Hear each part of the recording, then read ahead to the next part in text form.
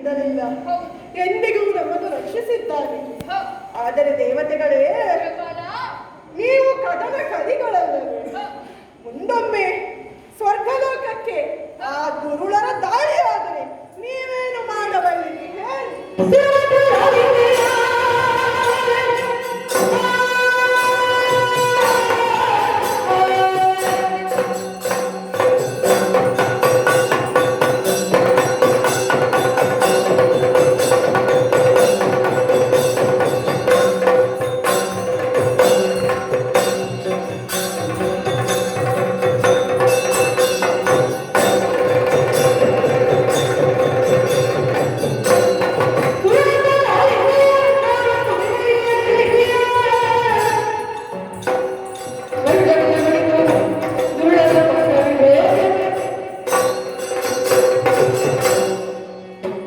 ನಿನ್ನ ಚಿಂತೆ ಪರಿಣಾಮದಾಯವಾದದ್ದು.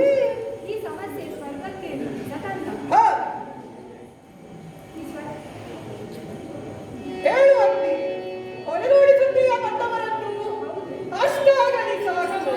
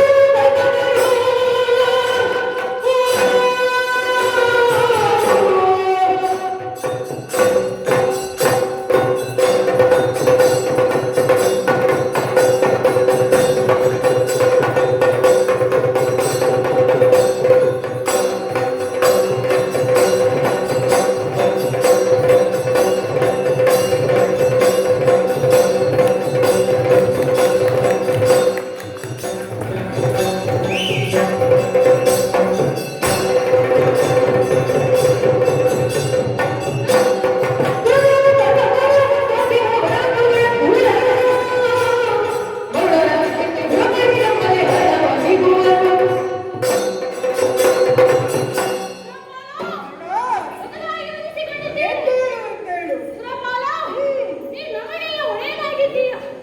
ಯಾಕೆ ಚಿಂತಿಸುತ್ತಿದ್ದೀಯ? ನಮ್ಮ ನಾಗಲೋಕದಲ್ಲಿ ಕಾಮಧೇನು, ಕಲ್ಪತರು, ಐರಾವತ ಮೊದಲಾದ ವಸ್ತುಗಳನ್ನು ಆ ದಾನವರು ಬಯಸಿ ಬರುತ್ತಾರೆ. ಹೌದು. ಅಂತವರಿಗೆ ಬಿಟ್ಟುಕೊಡುವುದಕ್ಕೆ ನಾವೇನು ಅಷ್ಟು ದಡ್ಡರೇ? ಖಂಡಿತ. ಚಿಂತಿಸಬೇಡ. ಹ. ಅವರು ಬರಲಿ, ನಾನು ಹೇಳಿಕೊಡುತ್ತೇನೆ. ಬಹಳ ಸಂತೋಷವಾಯಿತು.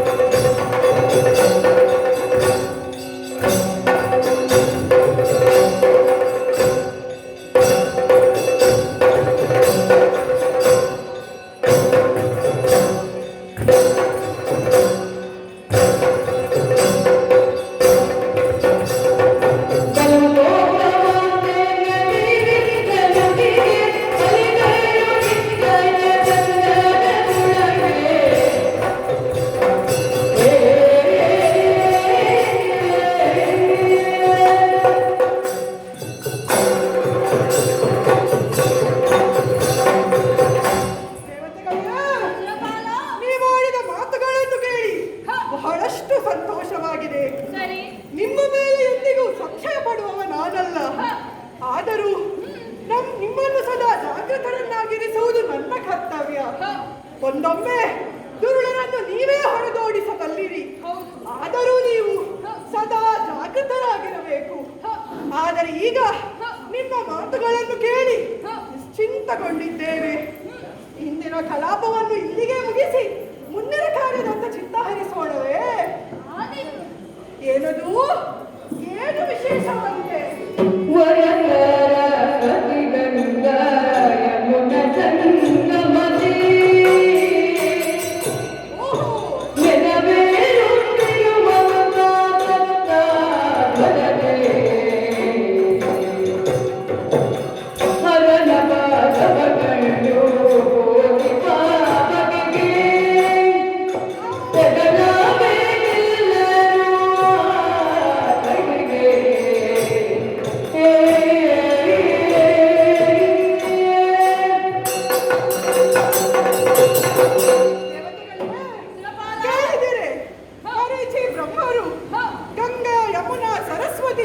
ತ್ರಿವೇಣಿ ಸಂಗಮದಲ್ಲಿ ಸತ್ರಯಾಗವನ್ನು ಕೈಗೊಳ್ಳುತ್ತಾ ಇದ್ದಾರಂತೆ.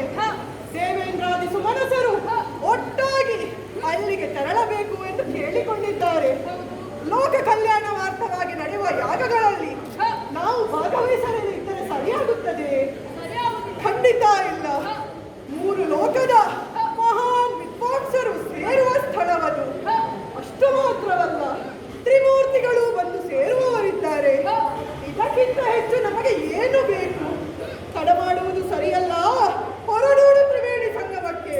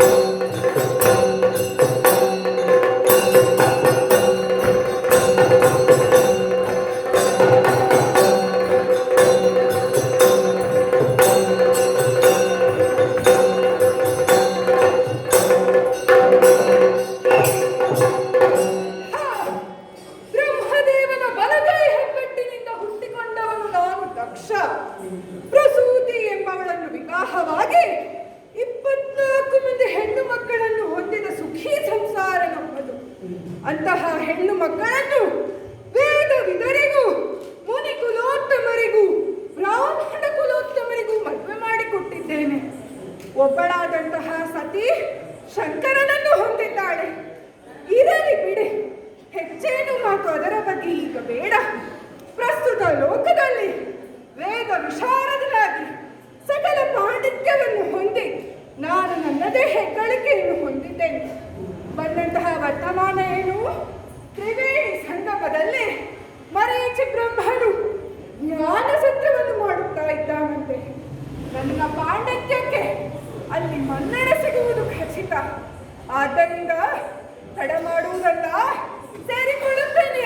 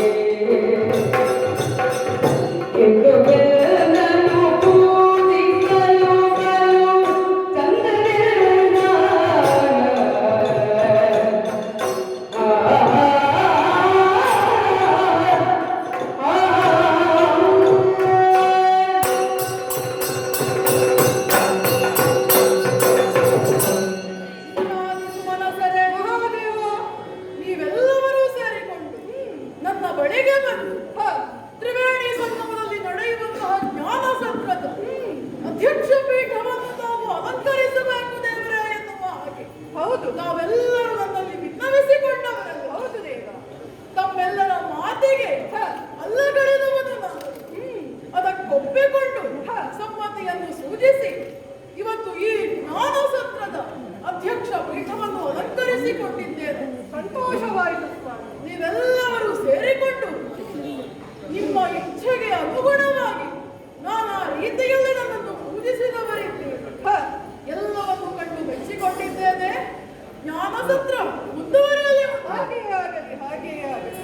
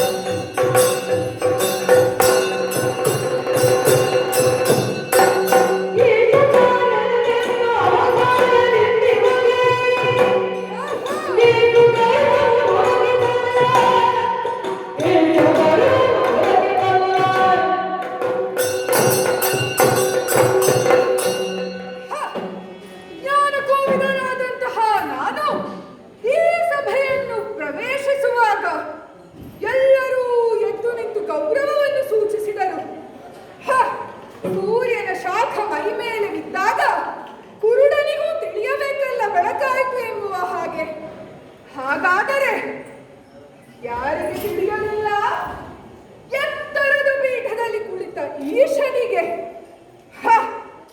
ಏನು ಮಹಾ ಎತ್ತರದ ಪೀಠದಲ್ಲಿ ಕುಳಿತ ಮಾತ್ರಕ್ಕೆ ಬಂದವರನ್ನು ಲೆಕ್ಕಿಸಬಾರದು ಎಂದೇನೂ ಇಲ್ಲವಲ್ಲ. ಅಜ್ಜ, ಅಧ್ಯಕ್ಷ ಸ್ಥಾನದಲ್ಲಿದ್ದಾರಲ್ಲ, ಹೇಗೆ ಹೇಳುವುದು? ಹೇಳುವುದು ಬೇಡವಪ್ಪ. ಹೇಳದಿದ್ದರೆ ಏನಾಯಿತು?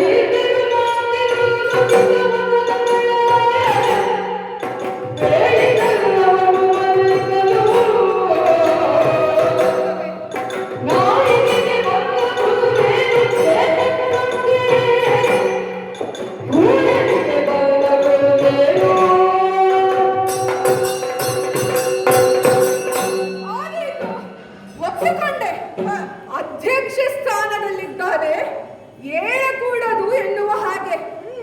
ಎದ್ದು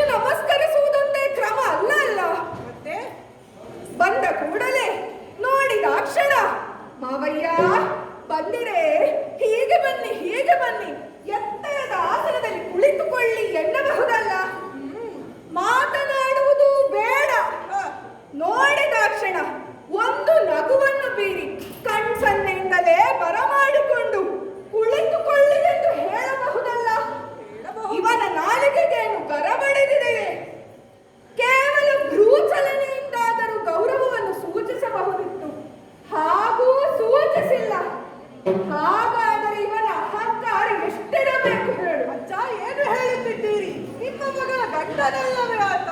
ಮಗಳ ಗಂಡ. ಹ, ಈತನೊಂದಿಗೆ ನನ್ನ ಸಂಬಂಧ ಎಂತಹದ್ದು? ನಾನೇನು ಬೇಕು ಬೇಕು ಅಂತ ಮಾಡಿಕೊಂಡಲ್ಲ. ಆಕೆ ಅಜ್ಜ ಆ ಸರಸಿಜಾಸನನೆಂದ ನುಡಿಗೆ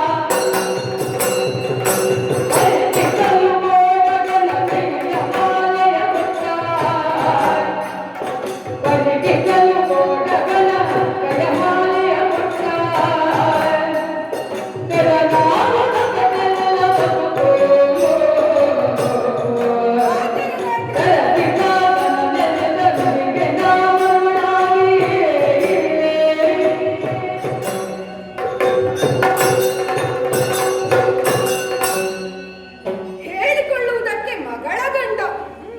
ದೂರದ ಸಂಬಂಧಿಯಾದರೆ ಸಾಯಲಿ. ಅಕ್ಕನ ಗಂಡನ ಮಗಳ ಹೆಂಡತಿಯ ಎಲ್ಲವೂ ಸಾಯಲಿ. ದೂರದ ಸಂಬಂಧಿ ಆದರೆ ನಾನು ಒಪ್ಪಿಕೊಳ್ಳುತ್ತೇನೆ. ಇವನು ನನ್ನನ್ನು ಪುರಸ್ಕರಿಸುವುದೇ ಬೇಡ. ಆದರೆ ಈತ ನೇರ ಸಂಬಂಧಿ ಅಲ್ವೇ? ಒಂದು ಹಸಿಯಾದಂತಹ ಗೋಡೆಗೆ ಕಲ್ಲು ಬಿಸಾಡಿದರೆ ಏನಾಗುತ್ತದೆ ಹೇಳು? ಆ ಕಲ್ಲು ಆ ಗೋಡೆಗೆ ಅಂಟಿ ಕುಳಿತುಕೊಳ್ಳುತ್ತದೆ.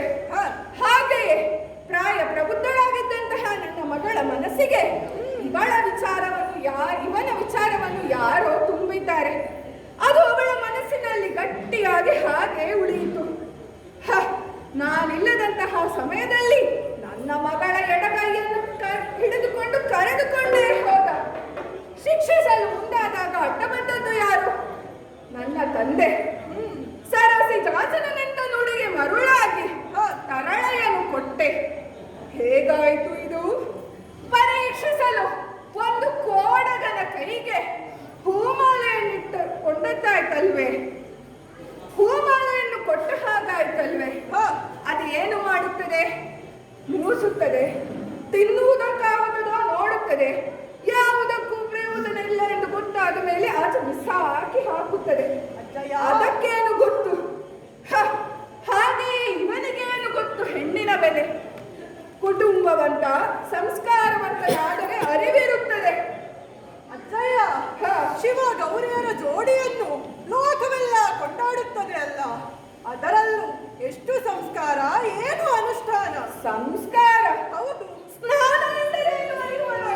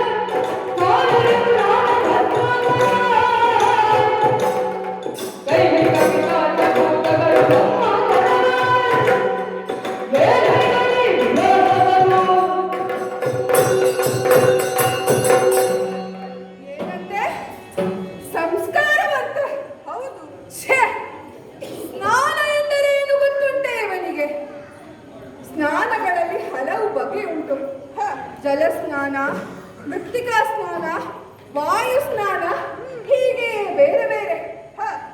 ಆದರೆ ಇವನಿರುವಂತಹ ಜಾಗ ಎಂತಹದ್ದು? ಒಂದು ಹನಿ ನೀರನ್ನು ಸುರಿದರೆ ಅದು ಅಲ್ಲಿಯೇ ಮರಗಟ್ಟಿ ಹೋಗುತ್ತದೆ. ಮಣ್ಣು.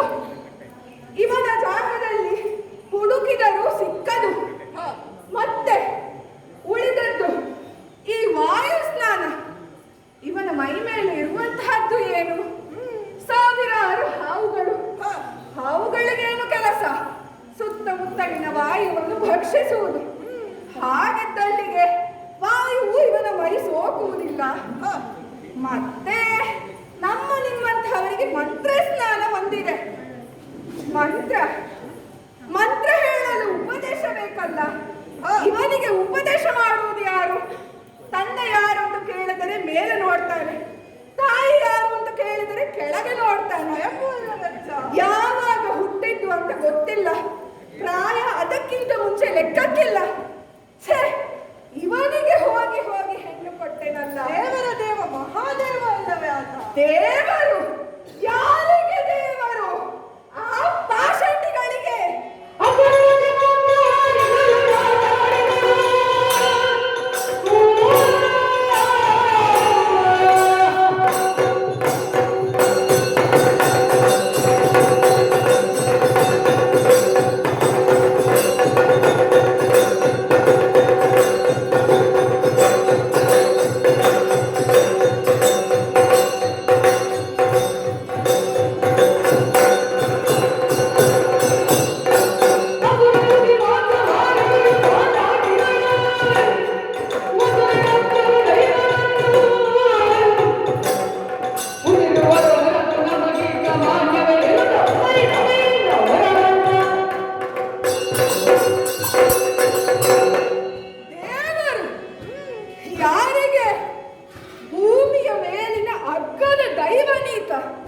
ಇವನನ್ನು ದೇವರನ್ನು ಪೂಜಿಸುವವರು ಯಾರು?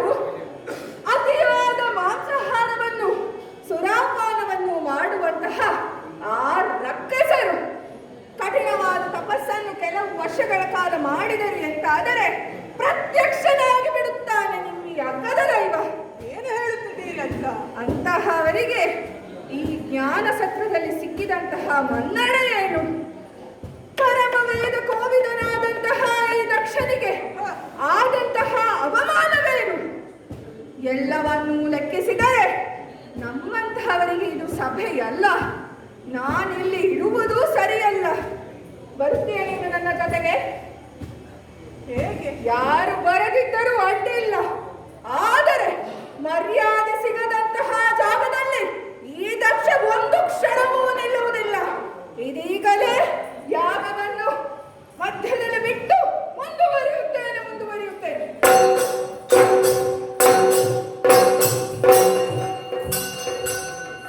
ಮಹಾದೇವ, ಬೇಸರಿಸಿಕೊಳ್ಳಬೇಡಿ. ಏನೋ ಮಾತಾಡಿ ಹೋಯಿತು, ಬೇಸರಿಸಿಕೊಳ್ಳಬೇಡಿ. ಯಾರು ಭಯಪಡಬೇಕಾಗಿಲ್ಲ. ಹೋದವ ಹೋಗಲಿ, ಅವ ಯುದ್ಧದಲ್ಲಿ ಆಗುವುದಕ್ಕೆ ಏನೂ ಇಲ್ಲ. ನಮ್ಮ ಜ್ಞಾನ ಸತ್ರ ಮುಂದುವರಿಯುವುದಕ್ಕೆ ಯಾವ ತೊಂದರೆಯೂ ಮುಂದಕ್ಕೆ ಬರುವುದಕ್ಕೆ ಸಾಧ್ಯ ಇಲ್ಲ. ಕೆಲವರು ಹಾಗೆ ಬಹಳ ದೊಡ್ಡ ಸಭೆಗೆ ಬರುವುದು, ಅವರಷ್ಟಕ್ಕೆ ಮಾತಾಡಿಕೊಳ್ಳುವುದು, ಯಾರೂ ಅವರನ್ನು ಗಮನಿಸುವುದಿಲ್ಲ ಅಂತಾದಾಗ ನೇರವಾಗಿ ಎದ್ದು ಹೋಗುವುದು. ಇದು ಹಾಗೆ ಆಯಿತಷ್ಟೇ. ಯಾರು ಚಿಂತಿಸಬೇಡಿ, ಜ್ಞಾನ ಸತ್ರ ಮುಂದುವರಿಯಲಿ. ಹಾಗೆಯೇ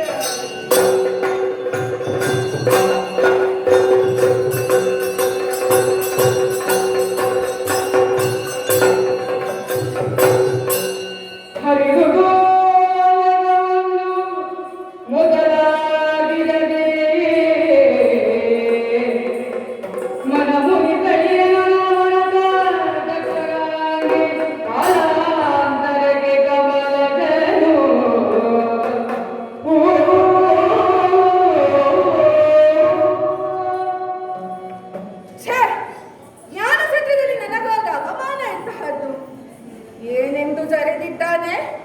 ಯಾವುದೋ ದೇಶದ ದೊರೆ ಈತ. ಈ ವಿಚಾರವಾಗಿ ಬಹಳವಾಗಿ ಬೇಸರಗೊಂಡ ನಾನು ನನ್ನ ಅಪ್ಪನಲ್ಲಿಗೆ ಹೋದೆ. ವಿಷಯವನ್ನು ಸಮೂಲವಾಗಿ ಬಿತ್ತರಿಸಿದೆ.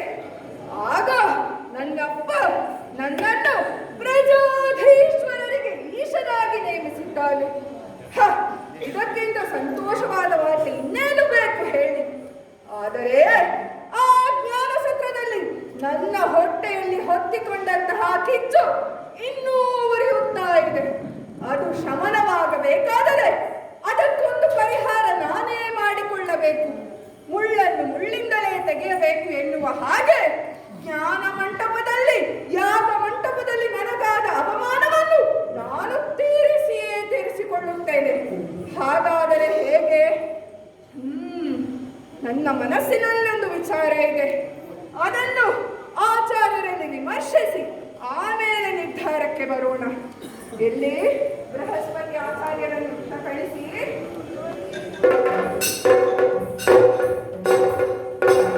ಆಚಾರ್ಯರೇ ಬನ್ನಿ ಬನ್ನಿ, ವಂದಿಸಿಕೊಂಡಿದ್ದೇನೆ.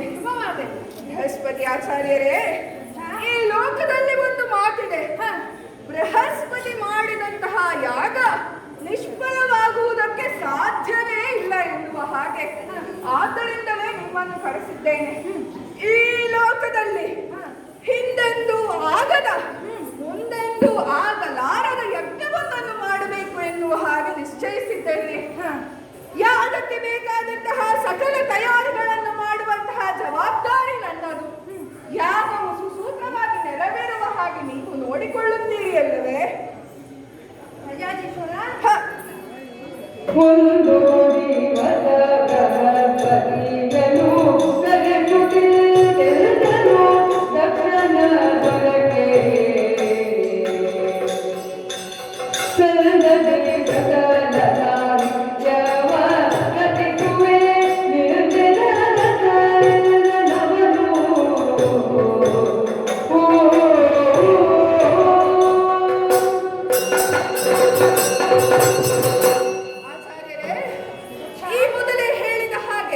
ನಮ್ಮಿ ಪ್ರಾಚೀನ ಬರಿಹಿರೆ ಯಾಗ ಮಂಟಪಕ್ಕೆ ಸೂಕ್ತವಾದಂತಹ ಸ್ಥಳ.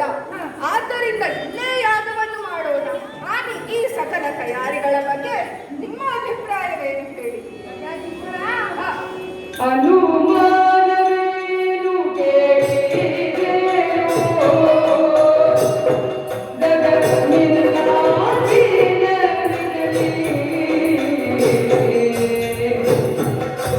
ನಿನಗೆ ಕುಳಿತಿದೆ ಸಾಹಿತ್ಯಗಳನ್ನು ಕಲಿಸೋ ನಾನನು ಕಲಿಸುವೆನು ಓದಲ್ವ.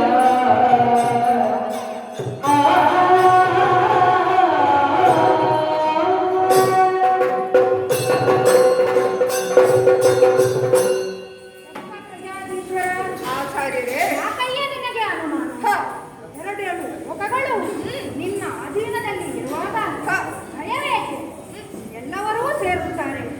ಅಷ್ಟೇ ಅಲ್ಲದೆ ಲೋಕವೇ ಬೆಳಗಾಗುವಂತೆ ಈ ಯಾಗವನ್ನು ನಾವು ಮಾಡಬಹುದು. ಬಹಳ ಸಂತೋಷ. ಅಷ್ಟು ಮಾತ್ರವಲ್ಲದೆ ಅಷ್ಟ ದಿಕ್ಪಾಲಕರಿಗೂ ಸೃಷ್ಟಿ ಪಾಲಕರಿಗೂ ಸುರ ನರ ನಾಗಲೋಕಾದಿರು ನೀನು ಇವರೆಲ್ಲರಿಗೂ ನೀನು ಆಹ್ವಾನವನ್ನು ನೀಡಬೇಕು. ಅಷ್ಟೇ ಅಲ್ಲದೆ ನಿನ್ನ ಸಂಬಂಧಿಕರಿಗೆಲ್ಲ ಕರೆಯೋಡೆಯನ್ನು ಕಳುಹಿಸಬೇಕು. ಸಾಹಿತ್ಯವನ್ನು ನೀನು ಒದಗಿಸು. ಯಾವುದೇ ರೀತಿಯ ತೊಂದರೆಯನ್ನು ಮಾಡದಂತೆ ನಾನು ಯಜ್ಞವನ್ನು ಪೂರೈಸುವುದಕ್ಕೆ ನಿನಗೆ ಅನುಗ್ರಹವನ್ನು ನೀಡುತ್ತೇನೆ. ಆಚಾರ್ಯರೇ, ನಿಮ್ಮೆಲ್ಲ ವಚನಗಳನ್ನು ನಾನು ಪಾಲಿಸುತ್ತೇನೆ.